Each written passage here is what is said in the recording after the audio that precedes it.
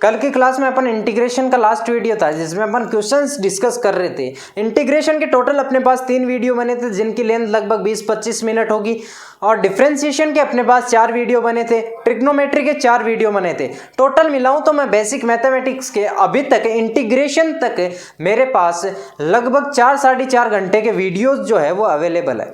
इनको देख लूँ तो काफ़ी हद तक जो अपना इंटीग्रेशन डिफरेंशिएशन कवर होता है। अपन लास्ट में कोशिश करेंगे कि क्वेश्चंस कर ले इनकी, तो और ज़्यादा अपने ये टॉपिक जो है ग्रिप में आ जाए। आज की क्लास में अपन डिस्कस करेंगे ग्राफ्स के बारे में। टाइम कितना भी लग जाए ग्राफ को पढ़ने में, पर अपन अच्छे से क्लियर करके ही जाएंगे यहाँ से। आज के लेक्चर में नहीं तो कल के लेक्चर में, परसों के लेक्चर में, जहाँ तक अपना ये कॉन्फिडेंस नहीं आ जाए कि अपना टॉपिक ग्रिप पे नहीं आया, जहाँ तक अपन डिस्कस करते जाएंगे ग्राफ को। तो पहला ग्राफ अपन डिस्कस करने जा रहे हैं आज स्ट्रेट लाइन का।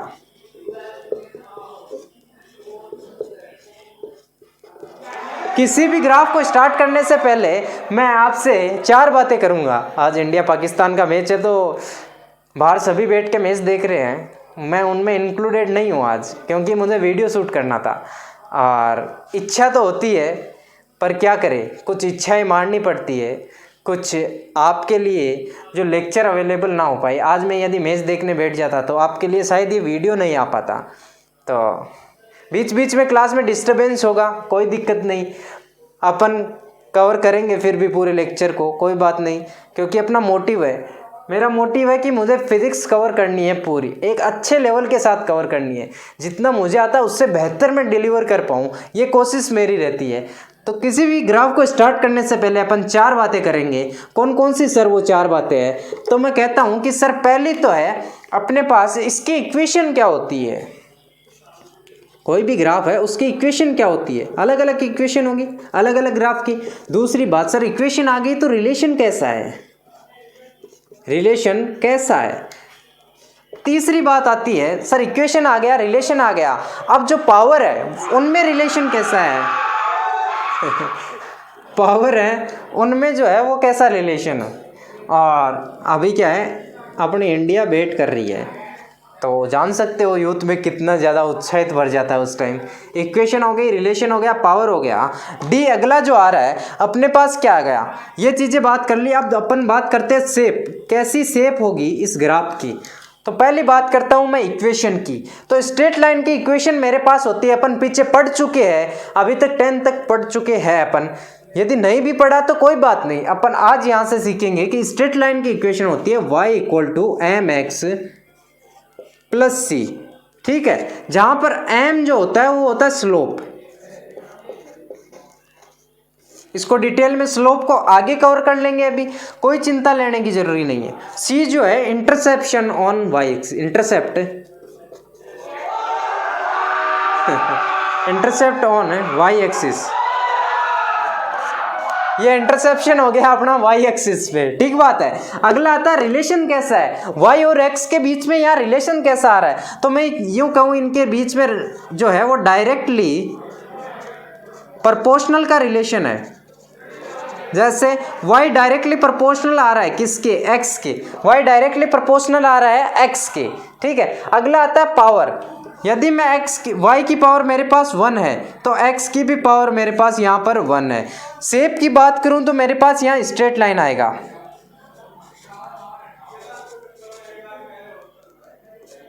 स्ट्रेट लाइन आएगा, ग्राफ जो आएगा मेरे पास स्ट्रेट लाइन आएगा।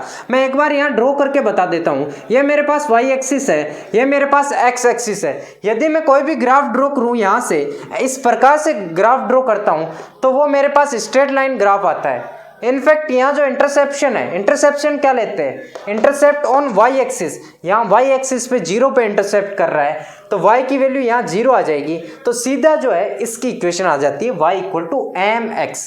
ये है x एक्सिस, ये अपनी y एक्सिस। ठीक है, मैं आपको 2 क्वेश्चन देता हूँ, इसी पे बेस्ड आप बताइएगा कि उनमें जो ये जो अपनी शेप आती है ग्राफ की, ये अपने पास कैसी आएगी। ठीक है, पहला क्वेश्चन मेरा है,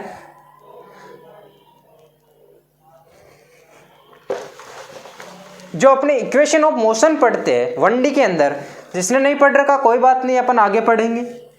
पढ़ रखा हो 9th में बहुत अच्छी बात, नहीं पढ़ रखा हो कोई बात नहीं, अपन 0 लेवल से स्टार्ट कर रहे हैं। फिजिक्स को एक अच्छे लेवल तक पहुंचाएंगे, फिजिक्स हो उसमें मैथ अप्लाइड हो, अपन बहुत अच्छे लेवल तक उसको पहुंचाएंगे। ठीक है, आगे अपन देखते हैं कि जो एग्जाम्पल पहला मैं करता हूँ v² equal to u² plus 2as में देखता हूँ। तो यहाँ मैं क्या देखता हूँ, यहाँ मैं मेरा क्वेश्चन ये है, आप बताइए v² और s के बीच में मेरे पास जो ग्राफ आएगा वो कैसा आएगा, ग्राफ जो आएगा मेरे पास कैसा आएगा। तो मैं बात करूँ v² और s के बीच की, मैं बीच वाली टर्म को भूल जाता हूँ, इधर वाली को भूल जाता हूँ, मेरा सीधा फोकस रहेगा v² और s के बीच में। तो मैं इस v² को कोई भी कांस्टेंट मान सकता हूँ क्या, मैंने मान लिया ये x है, मान लिया ये भी x है, सेम है दोनों, s के दोनों क्या आ रहे हैं, प्रोपोर्शनल आ रहे हैं, डायरेक्टली प्रोपोर्शनल का रिलेशन यहाँ आ रहा है, v² और s के बीच में यहाँ क्या आ रहा है, डायरेक्टली का रिलेशन आ रहा है। ठीक है, और जब भी कभी डायरेक्टली का रिलेशन आता है दोनों की पावर 1 1 है, आप कहोगे यहाँ पावर 2 है यहाँ 1 है, तो मैंने ग्राफ जो पूछा है वो भी 2 और 1 के बीच में पूछा है, तो इनडायरेक्टली मैं कहना चाहता हूँ दोनों की पावर 1 है। यदि अज्यूम करो ये x है, ये क्या है s है, अज्यूम करो ये x है, ये s है, तो दोनों की पावर क्या हुई, x की पावर भी 1, s की पावर भी 1, x की पावर भी 1, s की पावर भी 1। आप समझे या नहीं समझे मेरी बात को, मैंने बस एग्जाम्पल लिया, इसको अज्यूम कर लिया, एक्चुअली में ये वेलोसिटी x नहीं मान सकता इसको, पर क्या है एक अज्यूम करने के लिए दोनों की पावर बराबर आ रही है तो मैं 1 1 मान रहा हूँ ना इसको। ठीक है, यहाँ तक बात क्लियर होती है। तो मैं सीधा यूँ कह दूँ कि इसका जो ग्राफ बनेगा वो बनेगा स्ट्रेट लाइन।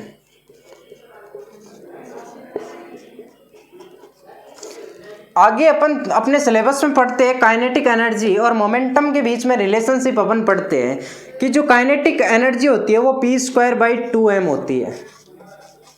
मैं यहाँ से पूछूं आप बताइए E और p² में ग्राफ कैसा होगा, मैं पूछूं E और 1/m में ग्राफ कैसा होगा, ये चीज़ें मैं पूछ रहा हूँ।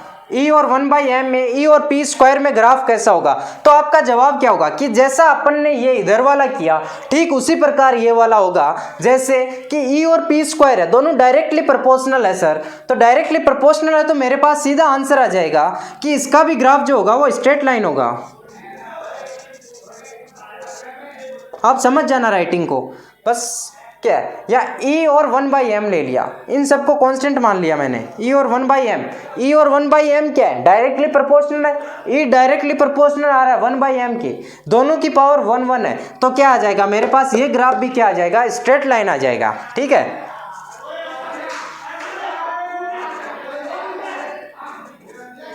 ये ग्राफ भी अपने पास स्ट्रेट लाइन आ जाएगा। आप बाहर की वॉइस पे ध्यान मत देना, आज डिस्टर्बेंस सच्ची में बहुत ज़्यादा है पर कोई नहीं, एक अपने देश के लिए अपने यूथ में इतना जोश दे के मुझे भी बहुत खुशी होती है। तो ये क्या है कि E और 1/m का ग्राफ भी स्ट्रेट लाइन आ गया। आगे अपन बात कर रहे हैं, अपने पास इक्वेशन है y = mx + c, उसमें अपन ने बात की 3 बात की। पहली बात तो y जो है वो तो y एक्सिस को रिप्रेजेंट कर रही है कि y की वैल्यू कितनी है, c जो है वो y इंटरसेप्ट, y को कहाँ ग्राफ अपना काट रहा है, कहाँ पर y को ग्राफ काट रहा है उसको बोलते हैं इंटरसेप्ट। इंटरसेप्ट यानी काटना, कहाँ से काट रहा है वो। m जो है वो डिनोट करता है किसको, m जो है वो डिनोट कर रहा है स्लोप को। स्लोप को अपन अपने सीखा था क्या लिखते हैं, tan थीटा, और tan थीटा को मैं क्या बोल सकता हूँ, इस जो भी ग्राफ मेरा स्ट्रेट लाइन का होगा dy/dx। चलो आपके समझ में नहीं आया तो अपन लिख के देखते हैं आराम से, अच्छे से कवर करेंगे, एकदम क्रिस्टल क्लियर कर देंगे पूरा। पता है जैसे ठहरा हुआ पानी रहता है वैसे अपन पूरा इसको क्लियर कर देंगे, ठहरे हुए पानी को। ठीक है, उसकी तरह अपन क्या करेंगे, ठहरे हुए पानी की तरह अपन क्लियर कर देंगे पूरी फिजिक्स को। तो अपना क्या था, अपन क्या देख रहे थे कि सर जो इक्वेशन अपने पास थी y = mx + c, अपने पास जो इक्वेशन थी इसमें जो m था वो अपने को स्लोप बताता है। क्या बताता है, स्लोप। अब देखो अपन बात करते हैं स्लोप के बारे में। सर मेरे पास जो स्लोप होता है वो क्या होता है, स्लोप इक्वल टू मैं बोल सकता हूँ tan थीटा होता है। यहाँ ग्राफ में बात करूँ मेरे पास m है, इसी स्लोप को मैं किसी भी ग्राफ में बात करूँ, ये y है ये x है, स्लोप इसी ग्राफ में मैं बात करूँ तो मेरे पास जो स्लोप आता है वो क्या आता है dy/dx। ठीक बात। tan थीटा क्या होता है, tan थीटा को मैं लिख सकता हूँ dy/dx, या फिर मैं स्लोप लिख सकता हूँ। ये चीज़ समझना है तो अपन कैसे लिख सकते हैं, अपन ने ट्रिग्नोमेट्री में पढ़ा था साइन थीटा कोस थीटा और tan थीटा के बीच में रिलेशनशिप। अपन tan थीटा को क्या लिख सकते हैं, यदि कोई भी एंगल है, जैसे ये मेरे पास थीटा एंगल आ गया, अब इसमें मुझे tan थीटा को लिखना है तो मैं क्या लिख सकता हूँ, परपेंडिकुलर अपॉन बेस लिख सकता हूँ। क्या परपेंडिकुलर मैंने बताया था, जहां पे थीटा आ जाए उसके सामने वाली साइड को मैं परपेंडिकुलर बोलता हूँ, ये हो गई y। बेस जो है वो ये हो गई x की दूरी, ये y की दूरी, तो dy/dx ऐसे लिखते हैं इसको। ठीक है।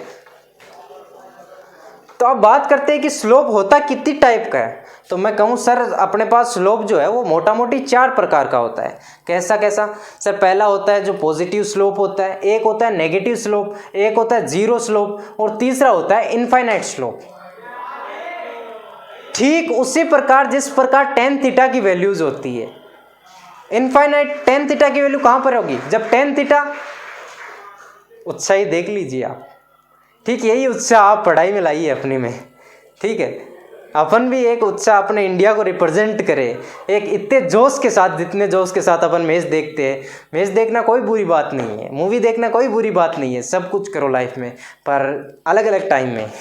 ठीक है, जब पढ़ाई कर रहे हो उस टाइम पढ़ाई करो पूरे जोश और जुनून के साथ। तो मैं सीधी बात करूं टाइप्स ऑफ स्लोप के बारे में। सर मेरे पास जो स्लोप आ रही है वो 4 प्रकार की आ रही है, और उस स्लोप को लिखने के लिए मैं क्या करूंगा, इधर वाला मुझे रफ करना पड़ेगा ताकि मैं अच्छे से एक्सप्लेन कर सकूं स्लोप को।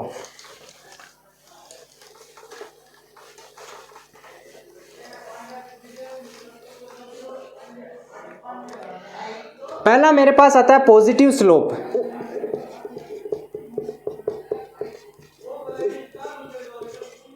पॉजिटिव स्लोप का मतलब क्या कहना चाह रहा हूं मैं, जो tan थीटा है अपने पास पॉजिटिव आएगा। tan थीटा पॉजिटिव मेरे पास कब आता है, जब उसकी वैल्यू क्या हो, 90 डिग्री से कम हो। थीटा लेस देन 90 डिग्री हो। अब मैं इसी चीज को ग्राफ में रिप्रेजेंट करूं तो कैसे करूंगा इसको,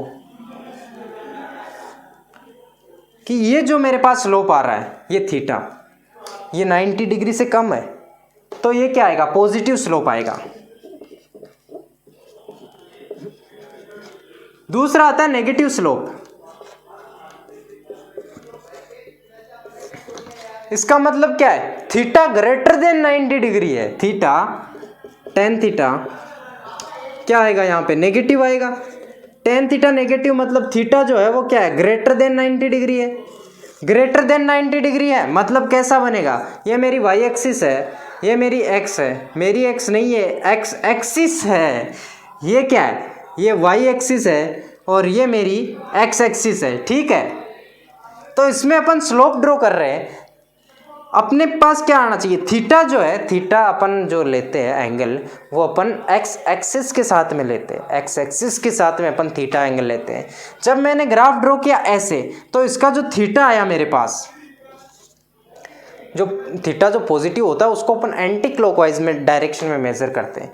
सर आपने ऐसे क्लॉकवाइज में क्यों नहीं किया, यहाँ थीटा नेगेटिव आ जाएगा। सर अपन एंटी क्लॉकवाइज जब मेजर कर रहे हैं तो थीटा पॉजिटिव आता है। ये ट्रिग्नोमेट्री की पहली क्लास में ही शायद अपन कवर कर चुके थे, पहली या दूसरी में। ठीक है, तो ये थीटा जो है इस प्रकार से मेजर करेंगे, मतलब ये साफ दिखाई दे रहा है कि जैसे मैं आपको पूछूं ये थीटा कितना होगा, 90 से कम होगा या ज़्यादा होगा, ये थीटा कितना होगा, 90 से कम होगा या ज़्यादा होगा, आप सीधा बता दोगे सर ये 90 से कम है, ये 90 से ज़्यादा है, क्योंकि 90 जो होता है वो इस लाइन पे आता है। ठीक है, परपेंडिकुलर बाइसेक्ट करता है। ठीक है, तो आप कहोगे यहाँ पर क्या आ गया, स्लोप जो है वो मेरे पास नेगेटिव आ गया। ठीक है, बाद में सर मेरे पास थीटा है वो 0 डिग्री आ गया, तो मेरे पास स्लोप क्या आएगा? तो स्लोप भी 0 आ जाएगा भाई साहब, क्योंकि टेन थीटा मेरे पास 0 आ गया। थीटा भी, टेन थीटा कब 0 होता है? 0 डिग्री पे। तो इसका मतलब को जो ग्राफ मैं ड्रॉ करूंगा वो कुछ इस प्रकार से होगा। एक्स एक्सिस के पैरेलल एक लाइन आ जाएगी, यहाँ पे स्लोप क्या होगा? 0 होगा। यहाँ तक बात क्लियर होती है? अपन ने स्लोप टोटल 4 प्रकार के होते हैं, 3 प्रकार के यहाँ अपने सामने, कौन सा? पॉजिटिव स्लोप, नेगेटिव स्लोप और 0 स्लोप। सीधा क्लियर है। स्लोप किसे बोलते हैं अपन भाई? स्लोप बोलते हैं टेन थीटा को। और टेन थीटा कब पॉजिटिव होता है? जब थीटा 90 डिग्री से कम हो। आप तो सीधा यूं देखो ना, एक्सिस से यदि इस एंगल पे है तो वो पॉजिटिव है, और यदि वो इधर आ गया 90 से ज़्यादा तो वो क्या हो गया? नेगेटिव स्लोप हो गया। सीधा सा क्लियर है। Positive slope, negative slope, 0 slope. Tan theta यहाँ पॉजिटिव होगा या नेगेटिव होगा, या टेन थीटा 0 होगा। 0 तो 0 स्लोप हो जाएगा, नेगेटिव है तो नेगेटिव स्लोप हो गया, और पॉजिटिव है तो पॉजिटिव स्लोप हो गया। क्लियर होती है यहाँ तक बातें? ये अपने को दिखाई दे रहा है, ये थीटा लेस देन 90 डिग्री है, ये ग्रेटर देन 90 डिग्री अपने को आ रहा है, और थीटा हमेशा अपन एंटी क्लॉकवाइज डायरेक्शन में मेजर कर रहे हैं, क्योंकि वो पॉजिटिव होता है theta, measurement anti clockwise direction में। अगला आता है अपने पास इनफाइनाइट स्लोप। टेन थीटा की वैल्यू इनफाइनाइट कितने डिग्री पे होती है? आपसे पूछूं मैं कि टेन थीटा की वैल्यू इनफाइनाइट कितने डिग्री पे होती है, तो आपका जवाब होगा सर हमारे पास टेन थीटा की जो वैल्यू होती है, मैं यहाँ लिख दूँ क्या? 4th, ताकि एक ही पूरे में एक में कवर हो जाए। 4th है इनफाइनाइट स्लोप, मतलब टेन थीटा जो है वो क्या है? 90 डिग्री है।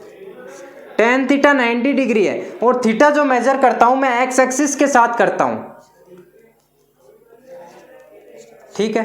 तो इसमें इसका मतलब क्या हो गया? यहां पर जो है वो स्लोप जो है वो इनफाइनाइट आ गई। क्लियर होती है एक एक बातें? एक एक बातें क्लियर हो रही है?